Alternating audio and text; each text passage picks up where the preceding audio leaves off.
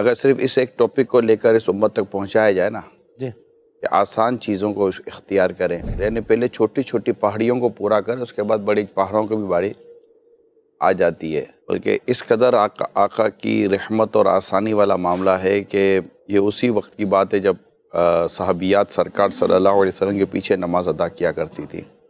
اس کے بعد تو پھر صحابہ کرام علیہم رضوان کے اس پر اجماع ہو گیا کہ عورتیں مسجد میں جماعت سے نماز پڑھنے نہیں آئیں گی۔ لیکن یہ وہ وقت تھا کہ جب نبی پاک صلی اللہ علیہ وسلم نماز ادا فرما رہے، فجر کی نماز ہے اور بچے کے رونے کی آواز آ رہی ہے، اور نبی پاک صلی اللہ علیہ وآلہ وسلم اپنی نماز کو انتہائی مختصر کرتے ہیں۔ سورہ فلق اور سورہ ناس روایت میں بھی آتا ہے۔ جب آپ سے اس معاملے میں عرض کیا گیا تو آپ نے کچھ یوں فرمایا کہ مطلب میں نے بچے کے رونے کی آواز سنی تو مجھے ہوا کہ اس کی ماں پیچھے نماز میں ہوگی تو ماں جلد اپنے بچے تک پہنچ جاتی ہے۔ ایک صحابی رضی اللہ تعالی عنہ کے تعلق سے کچھ صحابہ کرام علیہم رضوان بارگاہ رسالت میں عرض کی کہ اس سے ہمیں تکلیف ہو رہی ہے، وہ طویل یہ تاخیر یا طویل قرات کے تعلق سے۔ تو آپ صلی اللہ علیہ وسلم اس پر مطلب کہ ایک سخت انداز آپ کا تھا، اور آپ مطلب کہ ایک ناراضگی والا معاملہ تھا کہ کیا تم لوگوں کو دین سے دور کر دو گے۔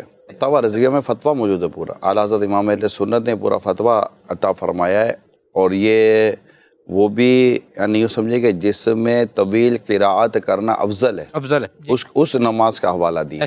999 چاہتے ہیں کہ قراءت طویل ہو، مگر ایک ایسا ہے جس سے اس سے تکلیف ہوگی، تو فتویٰ یہ ہے کہ امام کے لیے یہ بات حرام ہے کہ وہ طویل قراءت کرے، کیونکہ اس کو اس ایک مقتدی کا لحاظ رکھنا پڑے گا۔ اس طرح کا فتویٰ یہ موجود ہے۔ آپ دیکھیں جب ہم سفر پہ جاتے ہیں تو فرض روزوں میں ہمارے لیے تخفیف کی گئی ہے، ہم شرعی مسافر ہیں تو نماز کی رکعتوں میں ہمارے لیے جہاں جہاں کی گئی ہے وہاں تخفیف یعنی کمی کی گئی ہے۔ اور اسی طرح ایک وقت تھا کہ سارا مال زکوٰۃ میں دیا جاتا تھا، مگر رسول پاک صلی اللہ علیہ وسلم کی رحمت پہ قربان جائیں کہ آپ نے 2.5% زکوٰۃ کر دی۔ اس کے علاوہ جو کپڑے ناپاک ہو جاتے تھے تو ویسا کاٹ دیا جاتا تھا، الگ کر دیا جاتا تھا۔ پھر دھونے کی آسانی آ گئی، دھوتے ہیں تو وہ پاک ہو جاتا ہے۔ اور مطلب تہجد کی نماز رسول پاک صلی اللہ علیہ وسلم پر تو فرض تھی، امت کے لیے یہ نفل ہو گئی ہے۔ پہلے صرف پانی ہی پاک کرتا تھا، پھر مٹی کی جنس کو لیا گیا، اور اعلیٰ حضرت امام اہل سنت تو پھر مٹی کی جنس کو بھی اتنی اقسام بیان کر دیں گے۔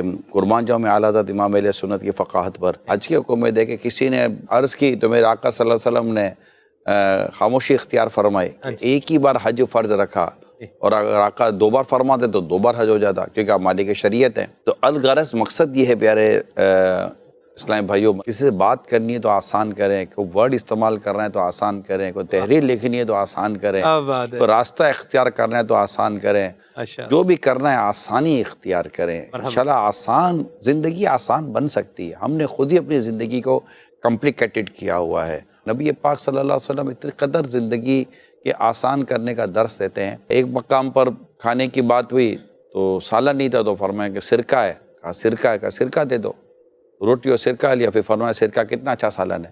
سبحان اللہ۔ تو آسان، اللہ تعالی ہمیں آسانی اختیار کرنے والا اور آسانی کو پسند کرنے والا، جبکہ یہ سب کچھ ہو شریعت مطہرہ کے دائرے میں رہ کر، شریعت مطہرہ میں رہ کر، شریعت و دین کے احکام میں رہ کر آسانی ہے۔